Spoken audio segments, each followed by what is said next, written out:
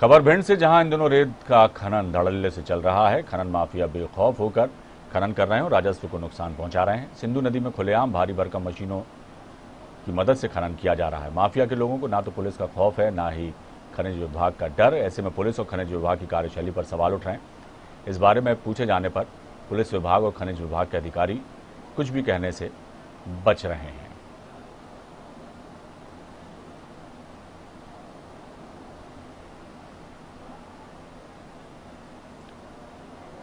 तो रेत का अवैध खनन जो है मध्य प्रदेश में लगातार जारी है। इसकी एक बानगी भिंड में भी देखी जा रही है, जहां रेत का अवैध खनन किया जा रहा है। और सबसे बड़ी बात यह है कि खनन माफिया जो है बेखौफ होकर अपने कारनामों को अंजाम दे रहा है, लेकिन पुलिस और खनिज विभाग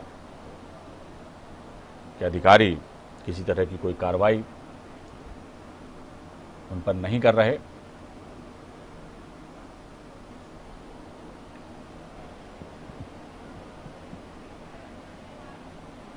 तो भिंड में अवैध खनन का सिलसिला लगातार जारी है।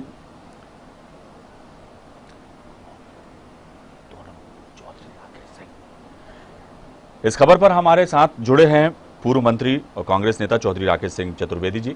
राकेश जी, आपका बहुत स्वागत हमारे इस बुलेटिन में। और जिस तरह से भिंड में जो देखने को मिल रहा है, जिस तरह की खबरें आ रही हैं, अवैध रेत खनन का सिलसिला जोरों पर है।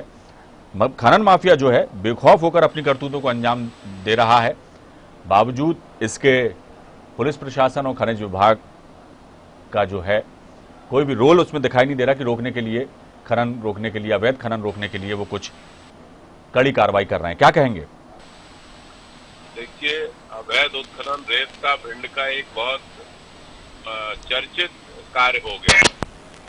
ये पहले बहुत छोटे स्तर पे हुआ करता था, आज से 10-15 साल पहले, लेकिन अब लोगों ने, राजनीतिक लोगों ने, पुलिस वालों ने इसको अपने एक मुख्य धंधे में जोड़ लिया है जी। और यहाँ का जो बेरोजगार युवक है जी, जिसके पास ट्रैक्टर है, वो भी अपने जीविकोपार्जन के लिए अवैध रूप से ट्रैक्टर ट्रॉली चलाने के लिए रेत पे मजबूर है।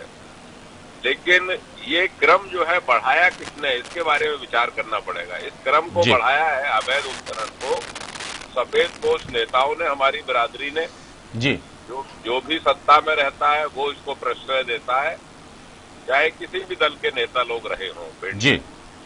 और पुलिस वाले इसको पूर्णतः संरक्षण देते हैं, क्योंकि उनकी मुख्य आमदनी भी अब रेत की वजह से है पुलिस वालों की जी।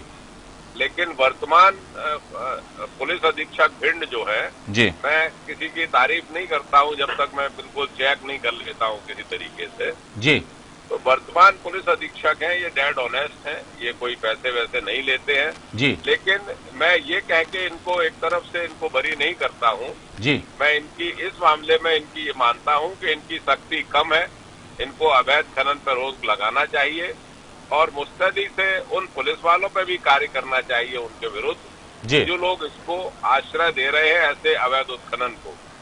और जब तक पुलिस अधीक्षक महोदय सख्त नहीं होंगे तब तक ये अवैध उत्खनन रुकेगा नहीं। और जहां तक सरकार की बात है तो राज्य सरकार तो मैंने देखा है अपने पूरे समय में, चाहे नर्मदा में रेत उत्खनन हो, चाहे चंबल पे हो, मुरैना में, चाहे भिंड में हो, ये जब जब भारतीय जनता पार्टी सत्ता में रहती है जी तो इसके प्रश्रय से लोग जो है अवैध उत्खनन कराते हैं, ये साफ जाहिर है। और वर्तमान में ये सब तरफ हो रहा है पूरे मध्य प्रदेश में जी और हो रहा है सरकार के आंख के नाक के नीचे, उन्हीं के संरक्षण में हो रहा है जी। लेकिन एक बात तो है, दावे तो बड़े बड़े किए जाते हैं राकेश जी कि अवैध खनन को रोकेंगे, खनन माफिया पे कार्रवाई की जाएंगी। कई बार खबरें भी आती हैं कि जो रेत का अवैध परिवहन करते ट्रक पकड़े गए, तमाम चीजें होती हैं। लेकिन जैसा आपने कहा, ये बहुत अच्छी बात आपने कही कि ईमानदारी अपनी जगह है, लेकिन जब तक अंकुश नहीं लगाया जाए इस तरह के खनन माफिया पर, इस तरह के लोगों पर जो अवैध रूप से अपनी गतिविधियों को संचालित करते हैं, तब तक बात बनेगी नहीं। बहुत जरूरी है कि पुलिस अपने रोल में आए और सख्ती से कार्रवाई करे। और पुलिस क्या होती है ये उनको पता लगना चाहिए, अपराधियों को, माफियाओं को, कि यदि कुछ गलत करेंगे तो उनके साथ भी गलत हो सकता है। क्या कहेंगे? पुलिस की जो कार्रवाई आप बिल्कुल दुरुस्त फरमा रहे हैं, जी लेकिन ये जो घटना हुई है, आरक्षक के लड़ाई हुई है और उसकी बंदूक छुड़ा ली होती भिंड में, जी इसके पीछे की कहानी ये है, धर्मेंद्र ओझा साहब आपके बहुत बढ़िया करस्पॉन्डेंट हैं, उन्होंने इस पर पूरी स्टोरी की हुई है। जी लेकिन उस जगह पे जहाँ पे ये नाका लगा हुआ था, पुलिस वाले महाशय जहाँ तैनात थे, उन्होंने कुछ पत्रकारों की गाड़ियां निकलवाई, कुछ पुलिस वालों की निकलवाई। जी ये जो लड़का था उस गांव का, जी बारौली का, जी ये भी अपना ट्रैक्टर निकालना चाह रहा था कि भाई इतनी निकल गई, मेरी भी निकल जाएगी। जी लेकिन अब उस गरीब को क्या मालूम था, ये सामने जो निकल गई हैं गाड़ियां, जी ये बड़े बड़े खाकी वर्दीधारियों की हैं, जो धंधा भी कर रहे हैं, ट्रैक्टर भी चलवा रहे हैं। जी ये बड़े बड़े नेताओं की हैं, बदमाशों की हैं, जो यही काम करते हैं। जी पत्रकार महोदय की, अब आपकी बिरादरी पे भी मैं लांछन लगा रहा हूँ, जी मेरे जैसे व्यक्ति को लगाना नहीं चाहिए, लेकिन भिंड में ये इनका भी कारोबार हो गया है। सर्टिफिकेट ले लिया, एक एक अपना आइडेंटिटी कार्ड बनवा लिया है, जी और ये ट्रैक्टर और ट्रॉली और रेत के ये डंपर निकालने का, चलवाने का काम हमारे कुछ मीडिया के लोग भी कर रहे हैं। बिल्कुल तो बिल्कुल इस पर सख्ती से कार्रवाई हो, उनके खिलाफ ये लोग जेल में बिल्कुल। डाले जो जहां तक मानना है राकेश जी कि जो भी दोषी है उसके खिलाफ कार्रवाई होना चाहिए, वो चाहे पत्रकार बिरादरी से हो, चाहे राजनीतिक दल के लोग हों, सब पे ही बराबर से कार्रवाई होना चाहिए। और यही तरीका भी है इस तरह की अवैध गतिविधियों को रोकने का। बहुत बहुत शुक्रिया राकेश जी हमसे चर्चा के लिए। हमारे साथ हमारे संवाददाता धर्मेंद्र ओझा भी फोन लाइन पर मौजूद हैं। धर्मेंद्र, अभी चौधरी राकेश सिंह जी से हमारी बात हो रही थी, चर्चा हो रही थी, उनका भी ये साफ कहना है कि खबर तो बड़ी प्रमुखता से दिखाता है मीडिया, लेकिन जो जिस तरह से यहाँ भिंड में अवैध रेत का खनन हो रहा है, परिवहन हो रहा है, उसमें ना सिर्फ सत्ताधारी दल के नेता हों या फिर विपक्ष के नेता हों, जो भी नेता हो, राकेश जी का यही कहना था, वो सब कहीं ना कहीं इसमें उनकी संलिप्तता है। अब तो मीडिया के लोग भी जो हैं अपने रौब दाब और रसूख से ट्रैक्टर ट्रॉलियां वहां से निकलवाते हैं। जी चौधरी साहब ने जो बात कही है वो 100% सही कही है। चाहे तो वो खाकीदारी वाले हों, चाहे वो पत्रकार हों, कार्रवाई सबके ऊपर समान होनी चाहिए। यहाँ शासन प्रशासन की इतनी लापरवाही है कि गुंडों को, रेत माफियाओं को, पत्रकारों को पुलिस विभाग अपने इतने करीब रखती है कि उनके ऊपर कार्रवाई न होते हुए उनके वाहनों को रेत में चलाया जाता है।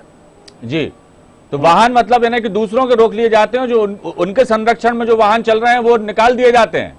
हाँ बिल्कुल बिल्कुल। कल इस विषय में हम माइनिंग से ऐसे कितने ट्रक और कितने ट्रैक्टर ट्रॉलियां वहां से रोज अवैध रेत का खनन करके निकाली जाती हैं धर्मेंद्र?